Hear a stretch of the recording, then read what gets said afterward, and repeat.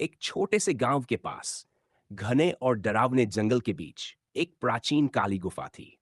लोग कहते थे वहां जादुई शक्तियां रहती हैं, पर कोई भी अंदर जाने की हिम्मत नहीं करता था। उसी गांव में दो लड़के रहते थे, अनिकेत, दयालु, सच्चा और बहादुर, और विक्रम, चालाक और बेहद लालची। एक दिन अनिकेत जंगल की ओर गया। उसने देखा गुफा के बाहर खड़ा एक सफेद घोड़ा, जिसकी आंखें अंधेरे में चमक रही थीं। घोड़ा शांत था, जैसे वह अनिकेत का इंतजार कर रहा हो। अनिकेत ने धीरे से कहा, मैं अपने गांव की भलाई चाहता हूं। घोड़े ने सिर झुका दिया, मानो वह उसके दिल की सच्चाई समझ गया हो। लेकिन झाड़ियों के पीछे कोई और भी यह सब देख रहा था। विक्रम। उसकी आंखों में लालच चमक रहा था। उसने मन ही मन कहा, अगर यहां खजाना है तो वो सिर्फ मेरा होगा।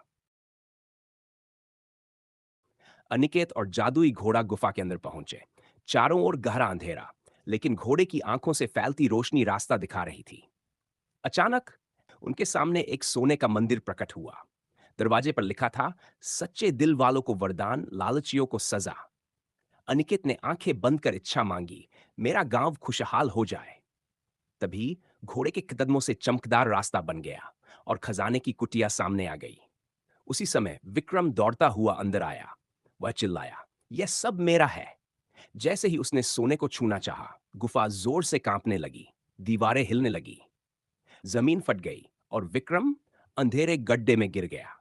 कुछ पल सन्नाटा। यह मौत नहीं थी, यह सजा थी। कुछ देर बाद वह बाहर फेंक दिया गया, खाली हाथ, कांपता हुआ, डरा हुआ। उसकी लालच उसे सबक सिखा चुकी थी। अनिकेत खजाना लेकर गांव लौटा। गांव में खुशहाली आ गई और विक्रम ने अपनी गलती मान ली। उसने अनिकेत से माफी मांगी और कहते हैं वह जादुई घोड़ा आज भी उस काली गुफा के पास दिखाई देता है। सच्चे दिल वालों की मदद करने के लिए